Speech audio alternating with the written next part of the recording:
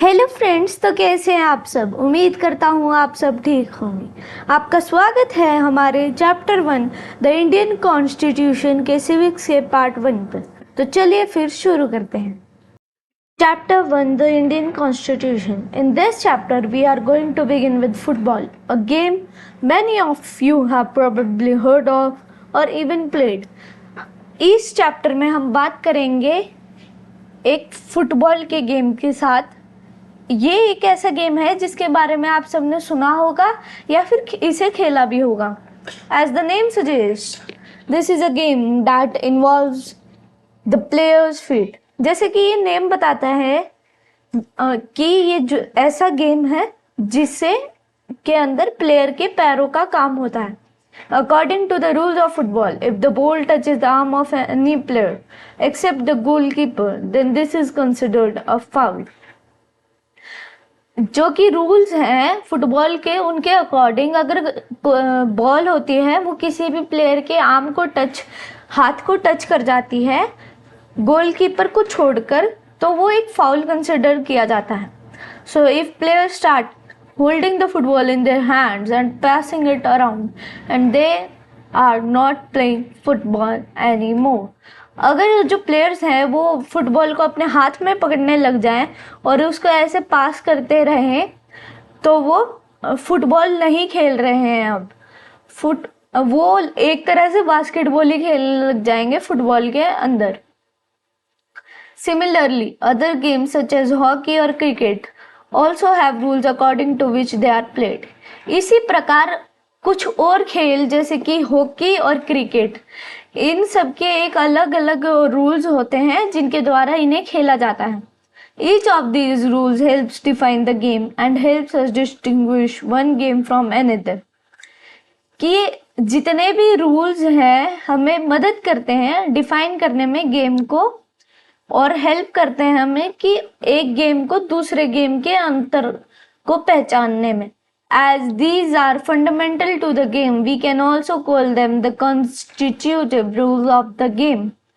जैसे कि ये सब जो गेम्स हैं वो एक गेम के फंडामेंटल हैं, जो रूल्स हैं, इसी कारणवश हम इन्हें constitutive rules of the game भी कह सकते हैं, यानी संवैधानिक रूल एक किसी पर्टिकुलर गेम के। Like these games, a society also have constitutive rules that make it what is and differentiate it from other kinds of societies. इन्हीं खेलों के प्रकार सोसाइटी में भी कुछ संवैधानिक रूल्स होते हैं जिनके ऊपर ये देखा जाता है कि एक सोसाइटी दूसरी सोसाइटी से कितनी डिफर करती है। In large societies in which different communities of people live together, these rules are formulated through consensus. जो लार्ज सोसाइटीज होती हैं वो डिफरेंट होती हैं इन कम्युनिटीज ऑफ पीपल में, क्योंकि उसके अंदर एक बहुत ज़्यादा कम्युनिटीज होती हैं और कई कई सोसाइटीज होती हैं जो एक पर्टिकुलर कम्युनिटी की होती हैं।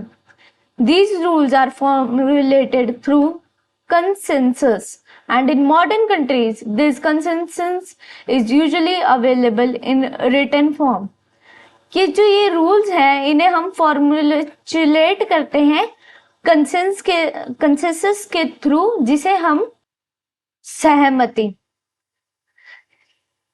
in a written document in which we find such rules is called a constitution. एक written document जिसमें हम सारे इंसानों की सलाह लेते हैं उसे एक रूल बुक में लिखते हैं, उसे हम कॉन्स्टिट्यूशन कहते हैं। We have looked at the Indian Constitution in classes 6th and 7th in our social and political life textbooks. Have you ever wondered why we need a constitution or been curious about how the institution got written or who wrote it?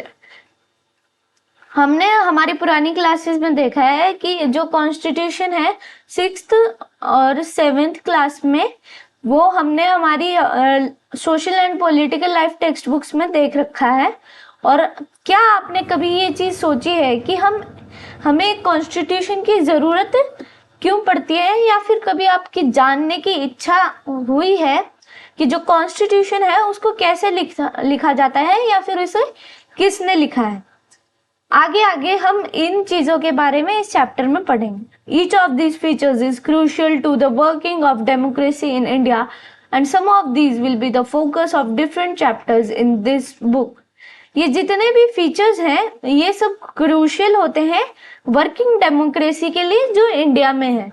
Democracy में ये होता है कि हम सब अपने leaders को चुनते हैं, और मोनार्की में होता है कि राजा होता है और जो उसका बेटा या बेटी होती है वो राजा रानी बनती है, और ऐसे ऐसे वो आगे चलता रहता है।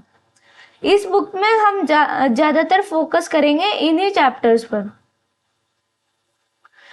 Why does a country need a constitution? अब एक कंट्री को कॉन्स्टिट्यूशन क्यों चाहिए होता है? In 1934, the Indian National Congress made the demand for a constituent assembly. During the Second World War, this assertion for an independent constituent assembly formed only of Indians gained momentum, and this was convened in December 1946. 1934 में जो Indian national Congress है उन्होंने एक demand रखी संवैधानिक assembly के लिए, जो कि सेकेंड वर्ल्ड वॉर के समय का टाइम था। ये असर्शन था, इसने एक इंडिपेंडेंट कॉन्स्टिट्यूशन असेंबली को फॉर्म किया और तभी इंडियन को मोमेंटम मिला। ये जो रूल था उसे कन्वे किया गया दिसंबर 1946 में। The photo on page 2 shows some members of the constitution assembly. कि ये जो फोटो है ये हमें दिखाती है कि कौन कौन से कुछ मेंबर्स थे जो उस समय के कॉन्स्टिट्यूएंट असेंबली में थे।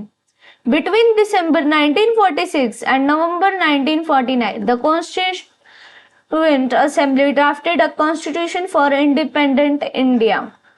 कि जो दिसंबर 1946 और नवंबर 1949 के बीच का समय था, लगभग 3 साल का, उसके अंदर जो कॉन्स्टिट्यूएंट असेंबली थी उसने एक कॉन्स्टिट्यूशन बना लिया था इंडिपेंडेंट इंडिया के लिए। Free to shape their destiny at last after 150 years of British rule, the members of the Constituent Assembly approached this task with great idealism that the freedom struggle had helped produce।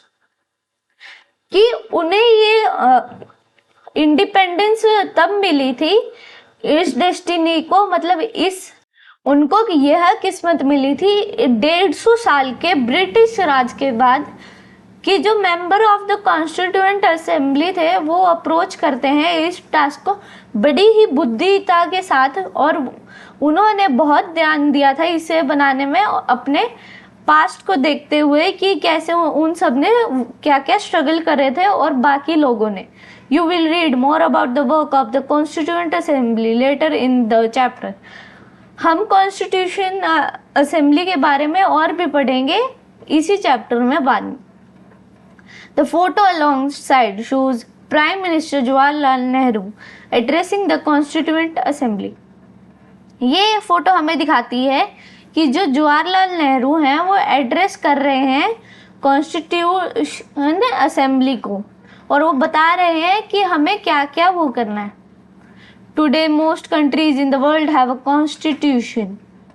While all democratic countries are likely to have a constitution, it is not necessary that all countries that have a constitution are democratic. आज ज़्यादातर countries के पास constitution है, पर ये ज़रूरी नहीं कि हर country के पास कॉन्स्टिट्यूशन हो, पर हर डेमोक्रेटिक कंट्री के पास एक कॉन्स्टिट्यूशन होता है। The constitution serves several purposes.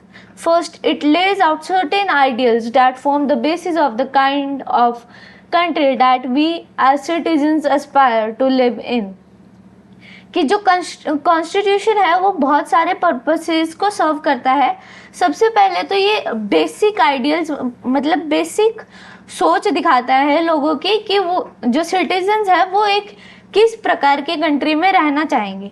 और put another way, a constitution tells us what the fundamental nature of our society is. और या फिर दूसरी जगह दूसरे स्थान पर वो हमें यह भी बताता है कि जो एक फंडामेंटल नेचर है वो कैसा रहेगा एक सोसाइटी का। A country is usually made up of different communities of people who share certain beliefs but may not necessarily agree on all issues। कि एक कंट्री है वो यूजुअली मेड होती है डिफरेंट कम्युनिटीज ऑफ पीपल के, और ऐसा हो सकता है कि वो सब शेयर करते हो एक ही बिलीफ, और वो सारे अलग अलग बिलीफ भी शेयर करते हो, पर ये ज़रूरी नहीं है कि वो सारे एग्री करें एक इशू पे। A constitution helps serve as a set of rules and principles that all persons in a country can agree upon as the basis of the way in which they want the country to be governed। कि जो एक constitution है वो हमें मदद करता है एक सेट ऑफ रूल्स और प्रिंसिपल को सर्व करने के लिए हर एक इंसान को, हर एक पर्सन को एक कंट्री में, ताकि वो उसके अपॉन एग्री कर सके कि वो कंट्री को एक कैसे चाहते हैं गवर्न होना। This includes not only the type of government but also an agreement on certain ideals that they all believe the country should uphold.